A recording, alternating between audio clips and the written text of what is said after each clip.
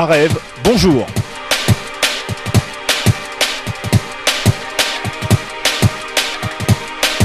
Nous sommes à Marseille pour le lancement de la web TV franco-arménienne Ararat TV.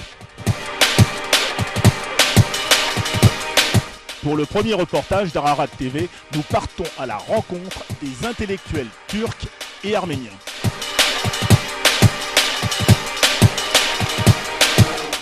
Il y a un an, une demande de pardon était adressée par 4 intellectuels en Turquie.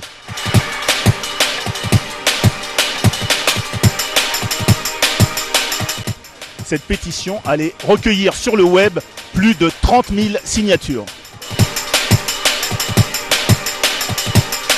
2 de ces 4 intellectuels turcs sont présents ce soir à la bibliothèque de l'Alcazar.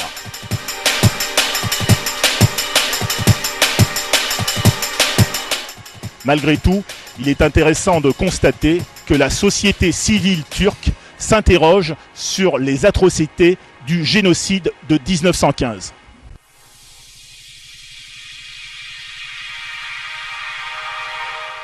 Sans plus tarder, plongeons-nous au cœur du débat organisé ce soir.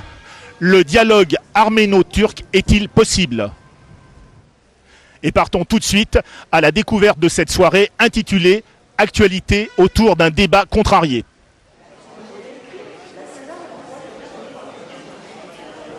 Et je suis très heureux qu'à Marseille, on puisse organiser ce débat pour peut-être mieux connaître la position des Arméniens en Turquie, connaître aussi la position du peuple arménien sur son sol, qui vit des moments difficiles et a besoin d'avoir le soutien de la communauté internationale.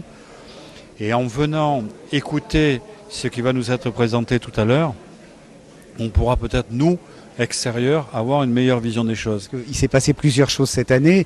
La pétition des intellectuels turcs qui a suscité des débats, qui a suscité des réponses positives aussi de la part de certains, comme moi.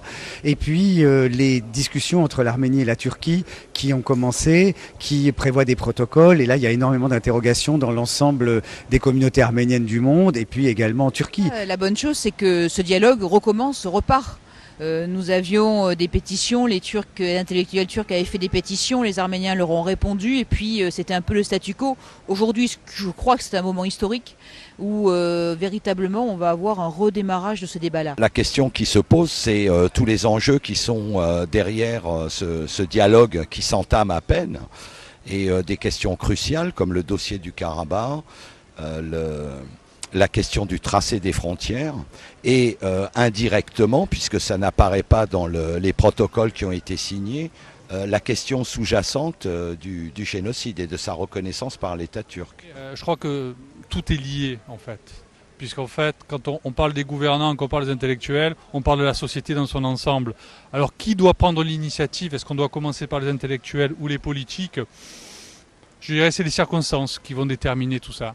Je crois qu'aujourd'hui, ce qui est important, c'est qu'il y ait une volonté de faire bouger les lignes.